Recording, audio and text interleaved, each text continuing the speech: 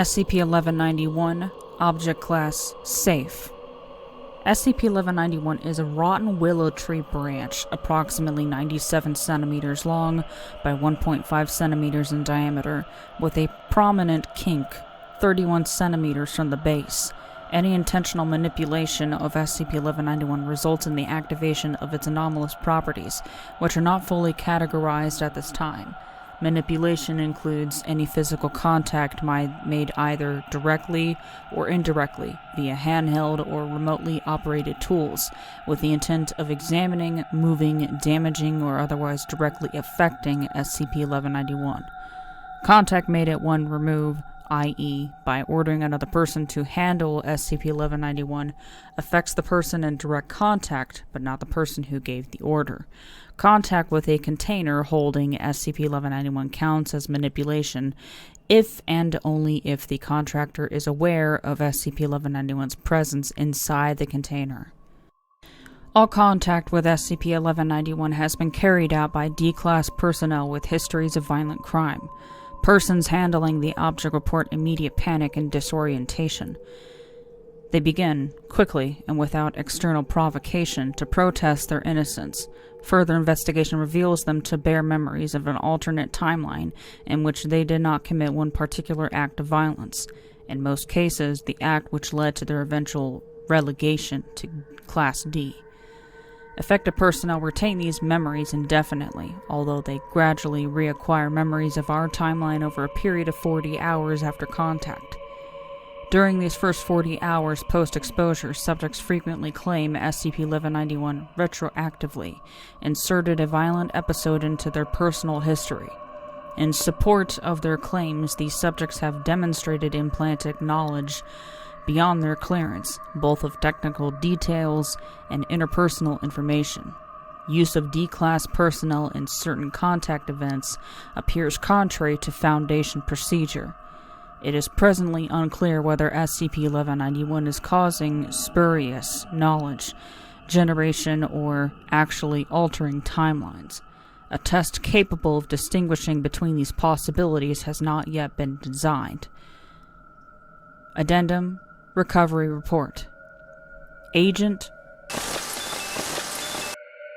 was dispatched to Canada to investigate unusually high density of violent crime, accompanied by former convict. The pair discovered an abandoned vehicle in a wooded lot located at degrees north, degrees west. While investigating the vehicle, picked up SCP-1191. Agent reports immediate distress followed by abrupt and unprompted denial of a previous crime, in support of which demonstrated detailed knowledge of Foundation retrieval agent procedure. Agent returned without permitting to release SCP-1191 at any point, employing coercion where applicable. No further items resembling SCP-1191 have been recovered from the recovery site.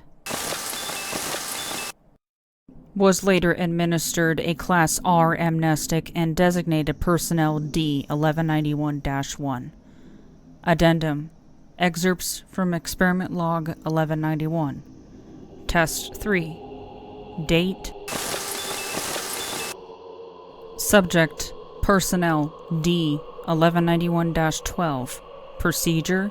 D-1191-12 was instructed to remove a 1 centimeter transverse section of SCP-1191 using a circular saw. Results: upon picking up SCP-1191 to move it onto the circular saw, D-1191-12 reported confusion, followed by intense mental distress and unprompted verbal denial of 3 previous murders. SCP-1191 cast aside, slightly chipped upon impact with floor. Test 4. Date. Subject.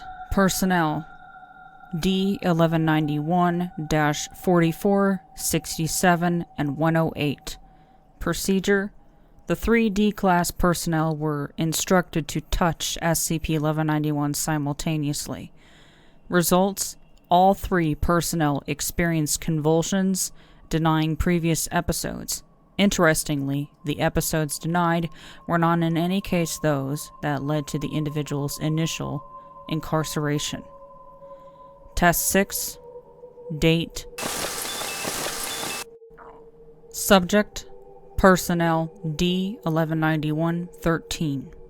Procedure: -13 was directed to move SCP-1191 from chamber corner with .5 meter iron tongs.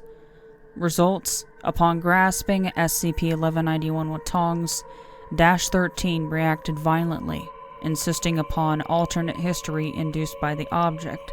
Under extensive questioning, -13 demonstrated knowledge consistent with security clearance level 1, insisting that he was a research assistant and a law-abiding citizen. Test 10.